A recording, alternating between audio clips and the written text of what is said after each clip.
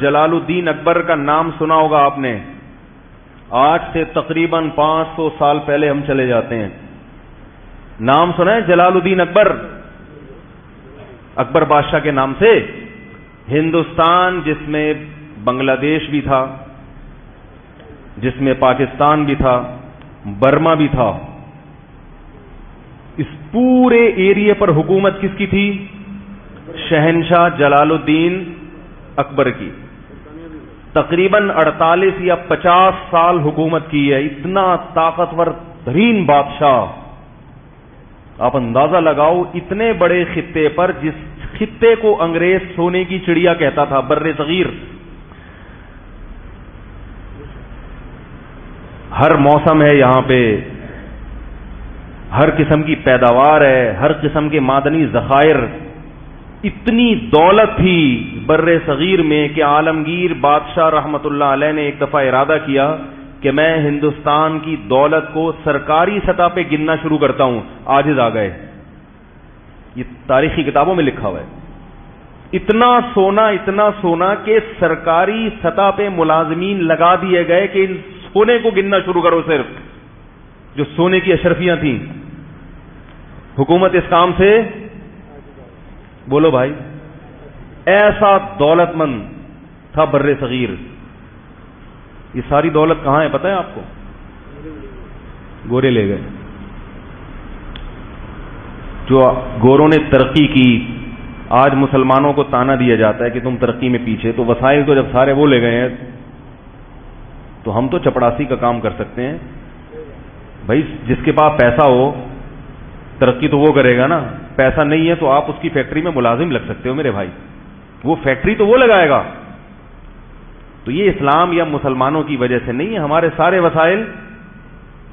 تو تنزل کیوں ہوا؟ ہمارے حکمرانوں نے ایسے کام کرنا شروع کر دیے تھے جن کی کوئی لاجک. جلال الدین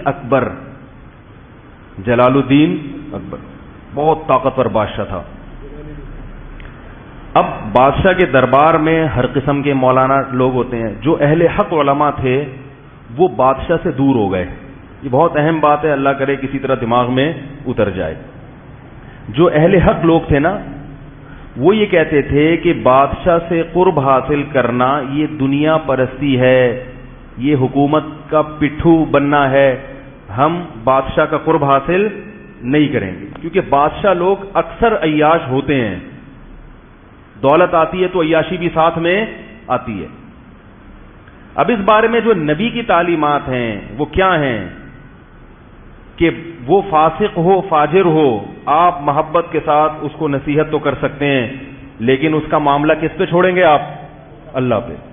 ڈنڈے کے زور سے اس کو درست کرنے کی کوشش نہ کریں. اس کی عزت، احترام اور اس کی اطاعت سے ہاتھ نہ کھینچیں، کیونکہ مسلمانوں کی جو یونٹی ہے، اتحاد ہے، وہ پارا پارا ہو جائے گا. تو اہل حق علماء جلال الدین اکبر سے پیچھے ہٹنا شروع. نتیجہ کیا نکلا کہ درباری مولویوں نے جگہ بنانا شروع کر دی. سمجھ میں آ رہی ہے بات؟ تو درباری مولویوں میں رافضی بھی تھے، شیعہ بھی تھے، سنی بھی تھے. ان کے آپس کے جھگڑے دربار میں. ایک جلال الدین کو بتاتا کہ حضرت ابو بکر معاذ اللہ نقل کفر فاسق تھے، معاذ اللہ حضرت عائشہ معاذ اللہ ایسی تھی. دوسرا بتاتا کہ نہیں یہ غلط ہیں. پھر جو سنی تھے ان میں وہی مقلد اور غیر مقلد کا فرق بھی تھا. جو غیر مقلد تھے وہ اپنا مسلک اس کے سامنے بتاتے، جو مقلد تھے وہ اپنے آپ کو درست ثابت کرتے. اور پھر اس کے علاوہ ہندو بھی تھے، کیونکہ ہندوستان میں سکھوں اور ہندوؤں کی کثرت تھی. مسلمان تو 20% تھے بمشکل. تو وہ لوگ بھی تھے. وہ اپنے الگ ان کو بھی ساتھ لے کے چل رہا تھا جلال الدین اکبر نے کہ سکھ بھی ناراض نہ ہو، ہندو بھی ناراض نہ ہو. ادھر مسلمان جو علماء تھے یہ لالچی تھے بہت زیادہ. جلال الدین اکبر کو احساس ہو گیا کہ یہ کیا ہیں، جتنے میرے دربار میں چاہے وہ سنی ہو شیعہ ہو، یہ ہیں کیا؟ ان میں ایک چیز قدر مشترک ہے کہ یہ سب مکھن لگانے والے مولوی ہیں، یہ جو میرے قریب ہیں ان کا ذاتی مفاد ہے، اور سب ایک دوسرے کی ٹانگیں کھینچنے میں بولو بھائی لگے ہوئے. مخلص آدمی تھا مگر کنفیوز ہو گیا. اس کی کنفیوژن کا فائدہ غیر مسلموں نے اٹھایا. کہتا تھا یہ صحیح ہے، وہ صحیح ہے، فلانا صحیح ہے، ڈمکانا صحیح ہے. سب ایک دوسرے کے خلاف ایک برغلاتے رہتے تھے. بیزار آ گیا کہ کیا صحیح ہے، وہ کنفیوز ہوتا رہا. پھر ادھر سے سکھوں نے اور ہندوؤں نے بھی اس کو، تو آہستہ آہستہ وہ بگڑنا شروع. قصہ مختصر بتاؤں گا. ایسا بگڑا ہے کہ لبرل پنے کی انتہا کو پہنچ گیا. اس نے کہا یہ سب صحیح ہے. اگر کہتا سب غلط ہے تو بھائی حکومت غلط لوگوں پہ کر رہے ہو تم. بادشاہ کا کام ہوتا ہے نا سب کو جوڑ کے چلنا. اس نے کہا سب کیا ہے، صحیح ہے. اسلام بھی ٹھیک ہے اور ہندو بھی ٹھیک ہے، سکھ بھی ٹھیک ہے. بیزار آ گیا دین اور مذہب سے، یہاں تک کہ ایک وقت آیا کہ کلمے کا اس نے انکار کر دیا. اب جو علماء تھے، جو اہل حق تھے، انہوں نے جلال الدین اکبر کے خلاف فتوے دینا شروع کر دیے، کیونکہ اس نے واضح لفظوں میں کفر کرنا شروع کر دیا تھا. خنزیر کی پوجا کرنا شروع کر دی اس نے، خنزیر کی عبادت. اتنا براڈ مائنڈڈ تو ہمارے زمانے میں بھی خنزیر کی ختنے پر پابندی لگا دی. بہت سارے الٹے الٹے کام کہ آج روح کانپ جاتی ہے، ایسا ہو گیا تھا. تو جب اس نے کفر کرنا شروع کیا اور بالکل واضح، تو علماء نے اس کے خلاف، بولو بھائی، بغاوت ہو نہیں سکتی تھی. اتنا طاقتور تھا کہ ذرا سی اس کو بھنک پڑ جاتی اس کے سر قلم. بہت پاورفل آدمی تھا. 48 سال جس نے حکومت کی ہو معمولی تو نہیں ہے نا، اور بادشاہوں کے خاندان میں پیدا ہوا ہو، حکومت کرنا جانتا بھی ہو. تو نتیجہ یہ نکلا کہ آہستہ آہستہ ہندوستان میں جو عدالتوں میں اسلام رائج تھا وہ بھی عدالتوں سے ختم ہونا، کیونکہ پہلے حکومت خراب ہوتی ہے پھر لا چینج ہونا شروع ہو جاتا ہے. علماء اس کے خلاف ہو گئے. کوئی عالم اگر اس کو سمجھانے کے لیے، بادشاہوں کو جب بھی سمجھایا جاتا ہے تو پہلے ان کی عزت اور تعظیم، بادشاہ کو سمجھانے کا وہ طریقہ نہیں ہوتا حکومت کو سمجھانے کا جو ایک ملازم کو سمجھانے کا ہوتا ہے. کیا خیال ہے بھائی؟ ملازم کو آپ ایک دفعہ بولے کہ بھائی انسان کا بچہ بن جا، تیرے کو میں نے کیا کر گیا تھا، میں اس پہ وہ اپنی بےعزتی محسوس نہیں کرے گا. بادشاہ کو اگر آپ بولے گے انسان کے بچے بن جاؤ، اس کے منہ پہ جب آپ ایسے بولو گے تو وہ آپ کو کچھ اور بنا دے گا.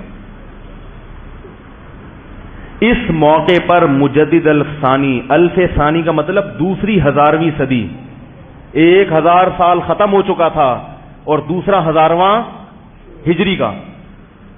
حدیث میں آتا ہے نا اللہ تعالیٰ ہر صدی کے شروع میں کسی ایسے مجدد کو بھیجے گا جو دین کی تجدید کرے گا.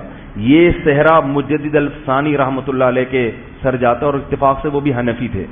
میں پھر بھی کہہ رہا ہوں میرا مقصد اس کو ہائی لائٹ کرنے سے آپ کو حنفی بنانا نہیں ہے، احناف کا بغض آپ کے دلوں سے نکالنا ہے کہ یہ کارنامہ بھی کسی حنفی کے کھاتے میں گیا ہے، ورنہ ہندوستان میں اسلام تہز نہز ہو گیا تھا. یہ وقت کے بہت بڑے عالم تھے اور تصوف میں بھی انتہا کو پہنچے ہوئے تھے. تصوف کا تذکرہ بھی اس لیے کر رہا ہوں تاکہ تصوف کا بغض جو آپ کے دلوں میں بھرا ہوا ہے نا وہ بھی نکالوں.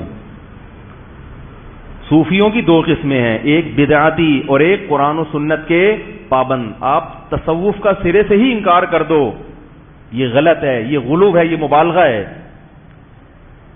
دین کی خدمت میں، دین کو بچانے میں جہاں مجاہدین کا بہت بڑا کردار ہے، صوفیاء کرام کا کردار بھی کسی سے کم نہیں ہے. اور جہاد میں بھی صوفیہ کا بہت بڑا کردار ہے. اکثر بڑے بڑے جو اسلامی تاریخ میں ہیروز گزرے ہیں وہ کسی بزرگ سے ان کا باقاعدہ اصلاحی تعلق تھا اور کسی کی صحبت میں رہ کے انہوں نے اللہ اللہ کرنا سیکھا تھا. جب تک اللہ کے عشق کی چنگاری بزرگوں کی صحبت میں رہ کے دل میں نہیں لگتی اس وقت تک کتنے بڑے کارنامے انجام دینا انسان کے لیے بہت مشکل ہے. خشک علم جو ہے نا، خشک علم، یہ انسان سے کوئی بڑا کام نہیں کرواتا.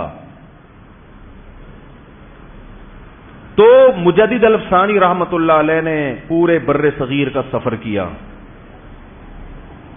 اور اس کا ارادہ کیا کہ اکبر بادشاہ کا قرب حاصل کر کے محبت کے ساتھ اس کی تعظیم کر کے بہت آرام سے امن اور شانتی کے ساتھ اس کو رام کرنے کی بولو بھائی کوشش. اور یہ ظاہر اس کو پہلے ثابت کر دیا جائے اپنے عمل سے کہ نہ ہمیں حکومت کی لالچ اور نہ ہمیں پیسوں، نہ ہمیں کوئی مدرسے کا چندہ چاہیے آپ سے. آج کوئی کسی حاکم سے ملتا ہے نا، اس کو نماز سمجھانے کے لیے زکوٰۃ، تو وہ سمجھ جاتا ہے کہ مقصد کیا ہے مدرسے کا. مدرسے کا چندہ لینا بھی کوئی بری بات نہیں ہے، لیکن ایسے موقع پہ لینا. مجھے ایک صاحب کہنے لگے وہ کہ اب بیان ہوا تھا میرا زبردست، تو انہوں نے کہا اب آپ ایک چندے کا بھی اعلان کریں. میں نے کہا اگر میں نے ابھی کوئی بھی کام ہو، چاہے غریبوں کے لیے چندہ کیوں نہ ہو، میں نے ابھی اعلان کیا تو لوگ بولیں گے مولوی صاحب چورن بیچنے آئے تھے. کیا بیچنے آئے تھے؟ چورن بیچ. پہلے نماز روزہ زکات، ہاں بھائی وہ مسئلہ یہ کہ وہ شاباش جیبیں خالی کرو. تو ہر چیز کا ایک موقع ہوتا ہے، چندے کے خلاف نہیں ہے. چندہ نبی صلی اللہ علیہ وسلم نے بھی کیا ہے مگر استغنا کے ساتھ ہو. تو مجدد الافسانی رحمت اللہ علیہ نے جلال الدین اکبر کے قریب میں ایسے علماء جو وہاں تک پہنچ سکتے تھے ان کو تیار کیا کہ تم جاؤ اور بادشاہ کا دربار جو منافق مولویوں سے بھرا ہوا ہے اس دربار میں داخل ہونے کی کوشش کرو اور کسی طرح بادشاہ کو یہ باور کراؤ کہ ہم تمہارے خیر خواہ ہیں، نہ ہم تمہارے خلاف بغاوت چاہتے ہیں، نہ ہم تمہاری حکومت کا تختہ الٹنا چاہتے ہیں. بہت محبت سے بڑی اس کی ایک میں نے اس پر ایک پورا بیان کیا تھا جے ٹی آر میڈیا کے، اس سے پوری تاریخ آپ لوگوں کے سامنے 20-30 منٹ میں نا پورے تاریخ کا خلاصہ پیش کیا تھا. ابھی وہ تو میں نہیں بتا سکتا کیونکہ وہ پورا جو میں اصل جو میسج دینا چاہتا ہوں وہ رہ جائے گا. تو جا کر بہت محبت کے ساتھ بہت، اور پھر آہستہ آہستہ بادشاہ کے جو شہزادے تھے جن کو حکومت ملنے والی تھی بادشاہ کے مرنے کے بعد، ان کو بھی تیار کرنا شروع کیا. محبت سے دین پر لا کے محبت کے ساتھ یہاں تک ملتا ہے کہ مجدد الافسانی نے اکبر بادشاہ کے بیٹے سے یہ کہا کہ جب تک تو جنت میں نہیں جائے گا میں اللہ سے وعدہ کرتا ہوں کہ میں بھی جنت میں نہیں جاؤں گا. میں اللہ سے تیری اتنی سفارش کروں گا. اب آپ بتاؤ کام کس نے کیا؟ وہ علماء جو فتویٰ دے رہے تھے کہ یہ ناجائز، یہ فلانا، یہ یہودی ہے، یہ انڈیا کا ایجنٹ ہے، یہ را کا ایجنٹ ہے، یہ فلانا ہے، ان لوگوں نے تو بیچاروں میں اخلاص ہوگا مگر کام انہوں نے کیا کر دیا؟ بگاڑ دیا.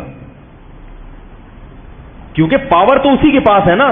آپ کے اس کے فتویٰ دینے سے اگر اس کا تختہ الٹ رہا ہوتا، کوئی دوسری حکومت آ رہی ہوتی، پھر تو فتووں کا فائدہ تھا. طاقت اس کے پاس ہے، قوت اس کے پاس ہے.